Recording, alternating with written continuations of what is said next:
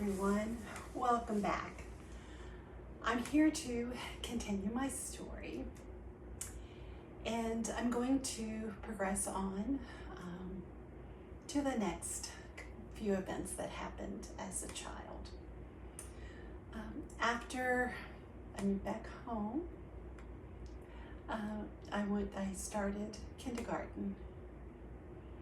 And I remember one day my father said, "Margie," because I walked home from school. It was a long ways, a few blocks. And he says, "Margie, if a man or a woman tried to stop by and pick you up, you scream and you run."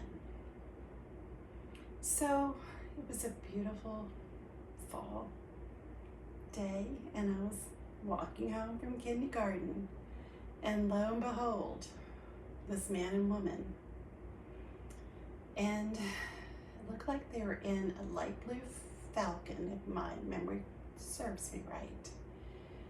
And they said, "Little girl, come here." I looked at them and I screamed and I hollered and I ran the rest of the way home, and then got out the key and got in the house and locked it. And then wasn't long after that, the house went up for sale, and my grandfather had bought several years back a great deal of land in West Virginia, and he gave Daddy some land. So Dad was building a house, and he decided, let's just sell this house and we move to another apartment building in Tacoma Park. And I'm going to tell you a story. It's not really one of my better moments, but remember, I was just a child. I was probably about 6 years old. I was in first grade at this point. And there was our teacher, there was a child there.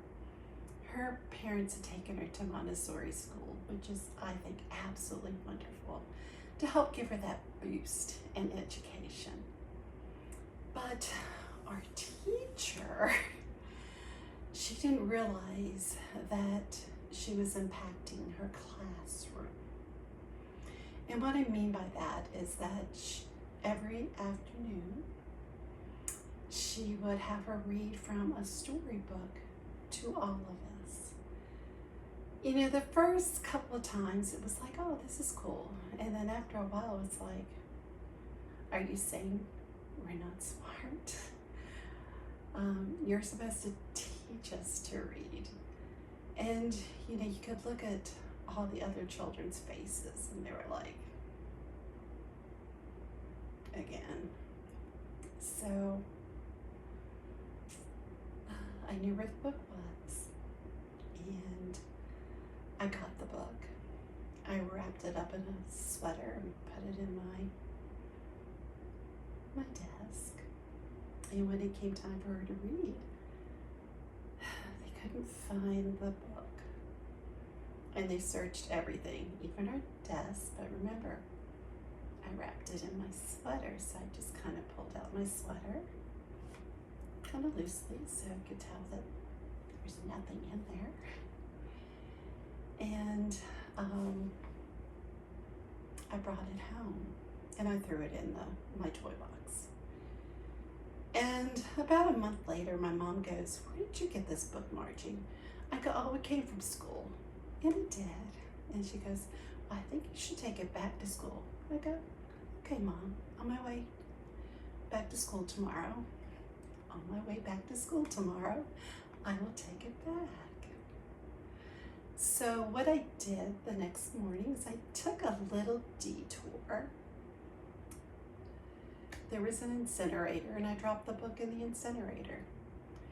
End of story. The nice thing is that instead of her reading every day, it came to the other children who all of us were learning to read. It was first grade. and taking turns, as it should have been. Now, don't get me wrong, again, I think it's wonderful, wonderful that her parents were able to put her through the Montessori school system and get her that boost of education. But the teacher should never have put her classroom students down for one person. And then later on in those same apartments, I was playing in a playground, and this young boy, he had red hair, horn-rimmed glasses, and freckles. And he said, "Little girl." I go, "Yeah." He goes, "Do you want to see what your parents do?" Okay. So I followed him down into the basement. And he said, "Pull down your pants." And I'm like, "What?"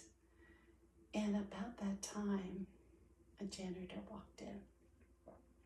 And he goes, "What's going on in here?" And he looked at me, he goes, "Little girl, get out of here. I'll take care of this." To be perfectly honest, I never saw that kid again. And I remember another time in these same apartments, there was, my father said, "Now, Margie, there are going to be people, they're going to say, 'Would you like to see the puppies?'" And he goes, "And Margie, I know how you love dogs and puppies and things." He goes, "Don't do it, it's a trap." And I said, "Okay, Daddy." And one day, a bunch of friends and us were out playing, and this man came by and he said, "Kids, well, it was mostly just us girls, would you like to go and see the puppies?" And I'm like, "No." And the one girl goes, "Yeah, I'll go." I go, "Please don't go. Don't go." And she went. So a couple hours later, the police were knocking on our door. And they asked to speak with me. And they said, "Can you give us a description of the man?" And they said a word, Caucasian, and I'm like, so I did the best I could do. And then they came back and they said, "Was he a Caucasian?" And I said, "I'm only 6 years old. I don't even know what that word means. Could you please tell me what that word means?" And he did, and I go, "Oh, yes, yes, yes, yes, indeed it was." And I'm pretty sure they got the gentleman. I never saw my friend again. I don't know what happened. I do know later on there was a fire in their apartment and they moved. So I don't know what happened. But this was all around 6 years old in this one apartment building. And I know that people say that the world is bad today. Things were going on way back when too. Now, the thing with the young boy in the basement, I never told my parents because I knew somehow or other I would get blamed for it. It was my fault. Why did you do that? Da da da da. I just knew better. I was safe. The janitor saved me. And here I am. But I'm going to leave the story here for today. I'm hoping all of you are having a beautiful day. It's gorgeous here in sunny Georgia. We've had some thunderstorms and rain this morning, more this afternoon rolling in, but it's a beautiful day. And I hope all of you are having a beautiful and glorious day. I love you all. Have a beautiful day, and until the next time.